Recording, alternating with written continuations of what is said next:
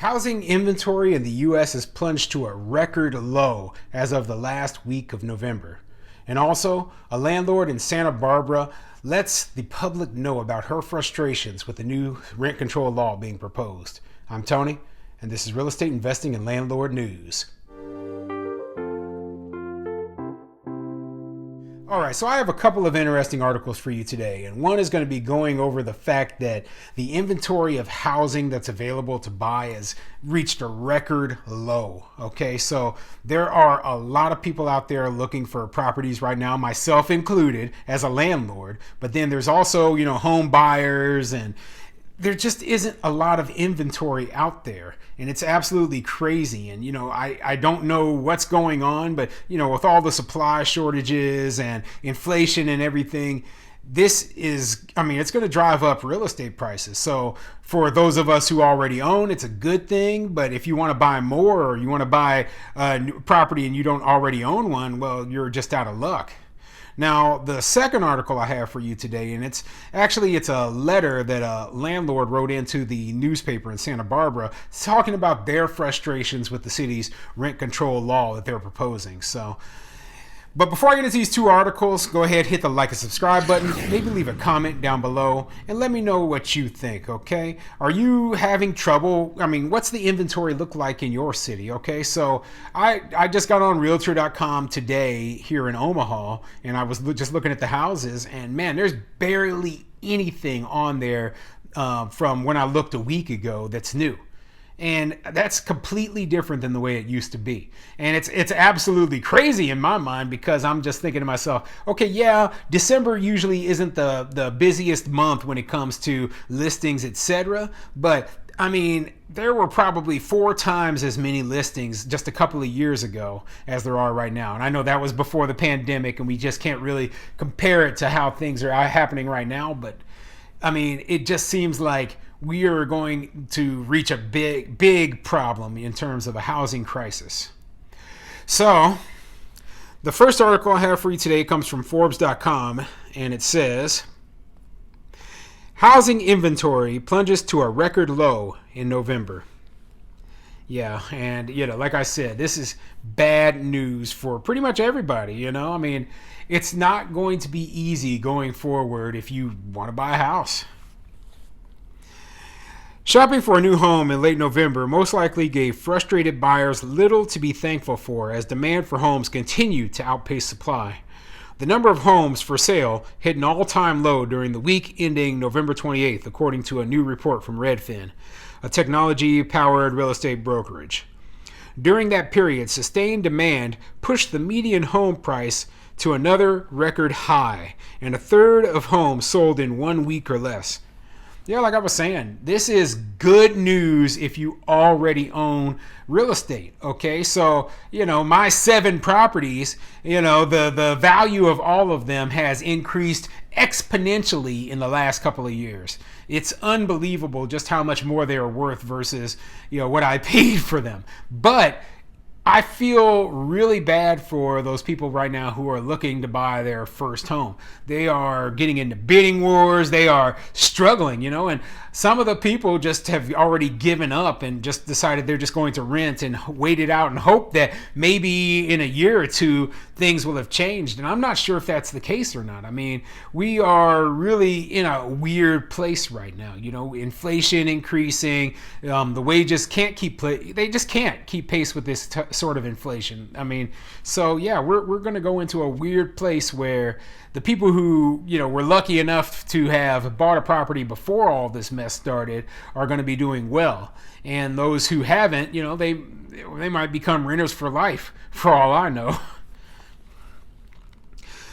The number of homes for sale typically declines another 15% in December, said Redfin chief economist Daryl Fairweather. That means that by the end of the year, there will likely be 100,000 fewer homes for sale than there were in February, when housing supply last hit rock bottom. I think the more new listings will hit the market in the new year, but there will also be a long line of buyers who are queuing up right now. Meanwhile, headlines and new restrictions related to the Omicron variant of the coronavirus might fuel some uncertainty and volatility in the economy, said Fairweather. In the short term, global interest rates, including mortgage rates, could fall. In this extremely tight housing market, we would quickly see a proportional increase in competition and home prices. Yeah, I mean, I'm curious if interest rates, if they're going to actually fall or not, okay? I mean, they're already super duper low. I even read one article about we could go into like having negative interest rates or something, you know? And I'm like, that's insane. I've heard they've done that in some places in Europe where they have, negative interest rates. But, I can't even imagine. It's crazy. But yeah, I mean, the housing supply is super short right now. My hope is that come next year, they get the supply chain issues figured out, and the builders, the developers, they just jump on it. Now, the developers for the last few years have been so focused on just building tons and tons and tons of multifamily. At least that's what it seems like to me. I mean, I've seen so many new apartment complexes come online here in Omaha. I mean, more than I'd ever seen in years prior. So, I mean, they really jumped on it when it came to multifamily, but not so much when it came to entry-level single-family homes, okay? A lot of the single-family homes they're building right now, they are, more expensive. They're not the entry level ones. They're not the basic, split level, 3-bedroom, 2-bath with a 2-car garage. No, they are big, 4,000 square foot, $600,000, $800,000 homes. And yeah, here those are, relatively expensive homes. In Omaha, $600,000, $800,000 is more than the median household is going to be buying. Okay, so just it seems weird to me that they keep building more apartments. They want more people to rent. I am all in favor of it, but I think there needs to be a good balance between renting and owning in a metropolitan area in order for it to be healthy. And that's why I don't like these places that are majority renters. Majority of the people who live in a place are renters, and they become very anti-landlord very quickly. Okay, so. All right, the second article I have for you today, and it's coming out of newspress.com, and it says, City of SB Unfair to Landlords. And it's just a letter written by a frustrated landlord about their rent control. So let me get right into it. After receiving many calls this week, Did You Know has read the memorandum dated November 15th, 2021 to Acting City Administrator Rebecca Bjork from Mayor Kathy Murillo and Councilmember Oscar Gutierrez with the subject line, Advancing Tenants' Protections. Mayor Murillo, who's on her way out, along with Councilmember Gutierrez, asked Ms. Bjork to place an item on the Santa Barbara Council agenda as soon as possible that would cap annual residential rent increases at 2%. In 2020, California voters overwhelmingly defeated Proposition 21, which would have given the local government the right to enact rent control. But after the state legislature passed the law capping annual rent increases at 5%, our local social justice warriors decided they could do even better. So it sounds like this person is mad because what the city of Santa Barbara is doing is they're putting a cap on rent increases at 2%. The state of California already has a cap on rent increases at 5%, which I also think is stupid. Okay, but they want to go even further and put it at 2% because I guess they don't think that the California law, it goes far enough. And so now, even though the state defeated rent control, they have these things in place. And it blows my mind that they don't listen to the voters, okay? They don't listen to the law, and then they try to do it anyway. But let me continue. Anytime council members have to place an item placed on the agenda, they must provide a reason that is within the jurisdiction of the city council to consider that matter and why it is important to do so. Here, Ms. Murillo and Mr. Ms. Murillo and Mr. Gutierrez's justification. Our city council is responsible for the well-being and housing security of our residents, many of whom are renters. The general plan's housing elements defines goals related to protecting housing stock and residents who rent their homes. I must have missed the part in the city charter where it says that the city council is responsible for the housing security of all residents. In any case, such a radical policy will bring with it a host of new intrusions into our lives. And here we go. This is the part where it gets a little bit funny. For starters, a rent registry that tracks the current price of every rental unit in the city will have to be established. Who will pay for this rent registry? Will they start a new multi-million-dollar department to handle it? Will they put a charge on the landlords to pay for it? Would such a charge allow an equivalent increase to the rents on the units, or will the landlords simply have to absorb the cost?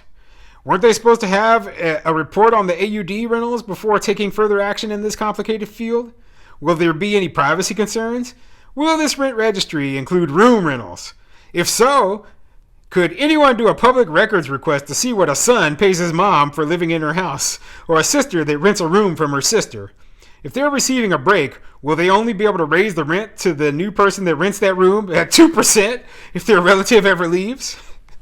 And you know, it makes sense, okay? So the question is, are they going to put all these ridiculous rules on everyone who's renting anything? You know, if I have my cousin renting a spare bedroom in my basement for $100 a month, then I want to rent this same room out later. Well, am I only allowed to raise the rent $2 a month for the next tenant? I mean, for real. And what about, you know, where are they keeping the registry? How do they know how much a landlord is charging rent and how much they're not?